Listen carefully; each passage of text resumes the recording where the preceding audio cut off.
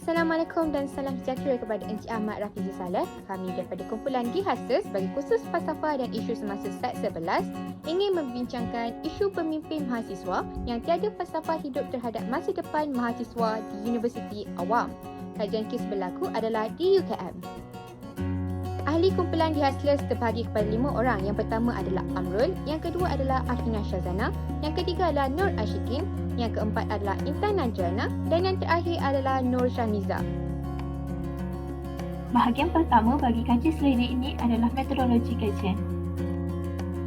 Berikut merupakan prosedur kajian yang dijalankan oleh kumpulan kami.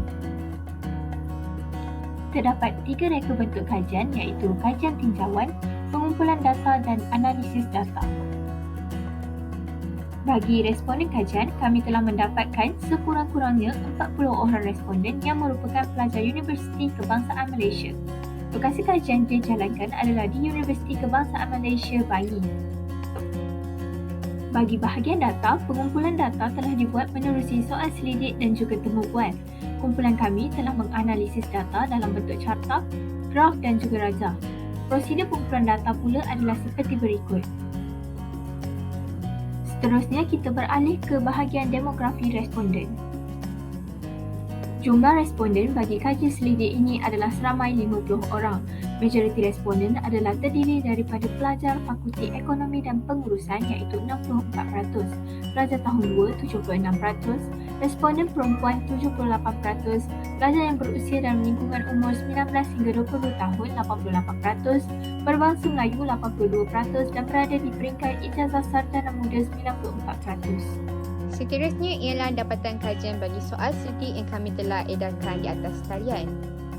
Objektif pertama terbagi kepada 3 aspek. Yang pertama adalah aspek personality di mana pemimpin tidak melaksanakan tanggungjawab mereka dan bersifat hidung tinggi yang memikirkan kuasa dan kedudukan mereka sahaja.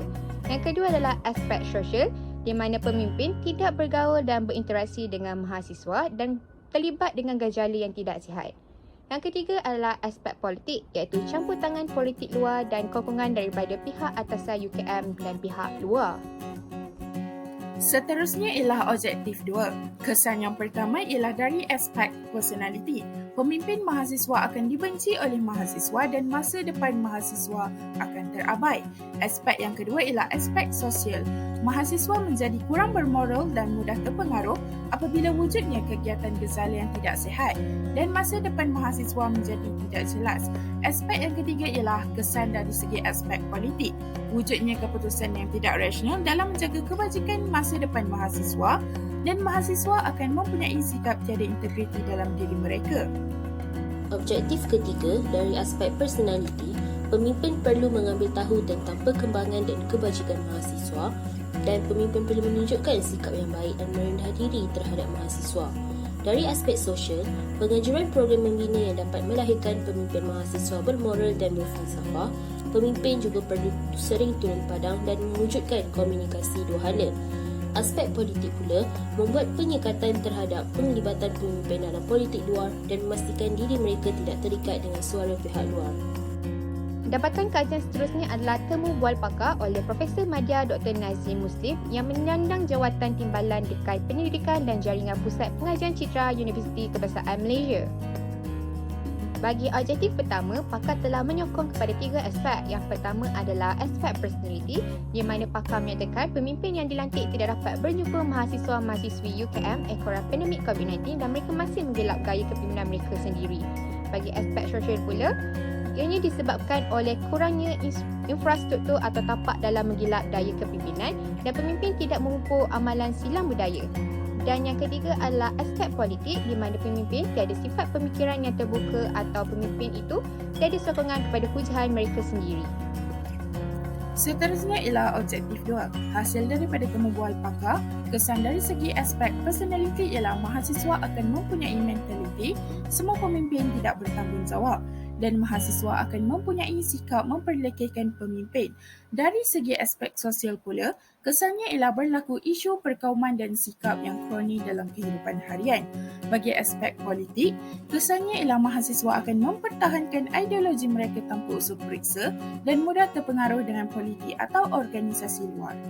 Melalui temu bual bersama pakar, bagi objektif ketiga, aspek personaliti, pemimpin perlu ada personaliti dan ciri kepimpinan yang baik dan pihak universiti perlu menyediakan platform seperti Speaker Corner untuk pelajar menzahirkan pandangan dan idealisme mereka.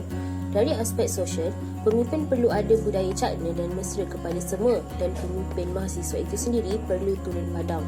Bagi aspek politik pula, pihak universiti perlu membenarkan penglibatan pemimpin atau ahli politik luar di kampus. Tempatan kajian yang terakhir adalah temu bual melalui responden yang merupakan mahasiswa-mahasiswi UKM.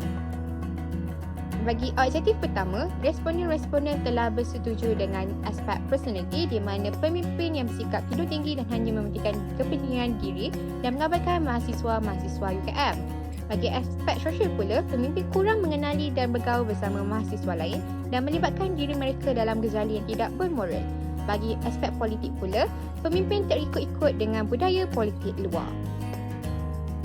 Seterusnya ialah objektif 2. Hasil daripada temu bual responden, kumpulan kami mendapati kesan dari segi aspek personaliti, mahasiswa akan mempunyai sifat membenci pemimpin mereka sendiri dan pemimpin yang tidak amanah akan dipandang rendah. Dari aspek sosial, kesannya ialah mahasiswa hilang kepercayaan terhadap pemimpin mereka dan mahasiswa akan menganggap komunikasi bersama pemimpin tidak penting dan wajar jika ada masalah.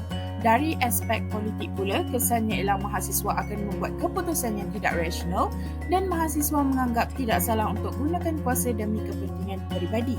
Seterusnya, bagi objektif ketiga, dari aspek personaliti, pemimpin perlu mengambil tahu perkembangan dan kebajikan mahasiswa dan mereka juga perlu menunjukkan sikap yang baik dan merendah diri terhadap mahasiswa. Bagi aspek sosial pula, pemimpin perlu sering berjumpa mahasiswa untuk mendengar permasalahan mereka dan pihak universiti juga perlu mengajukan program atau kursus kepimpinan kepada pemimpin mahasiswa. Dan yang terakhir, aspek politik, penglibatan pemimpin dalam politik luar perlu disekat dan mereka juga perlu memastikan diri mereka tidak terlalu terikat dengan suara pihak atasan atau pihak luar. Kesimpulannya, separuh dari keseluruhan mahasiswa bersetuju bahawa isu ini wujud di Universiti Kebangsaan Malaysia. Puncanya adalah dari aspek personaliti, sosial dan juga politik pemimpin mahasiswa tersebut. Pemimpin mahasiswa haruslah menunjukkan ciri-ciri pemimpin yang baik dan mempunyai falsafah hidup terhadap masa depan mahasiswa kerana mereka lah contoh teladan yang akan menjadi ikutan mahasiswa-mahasiswa lain. Screaming our lungs out, singing along to our favorite songs in our own world. Oh, how to meet time. Sekian, terima kasih.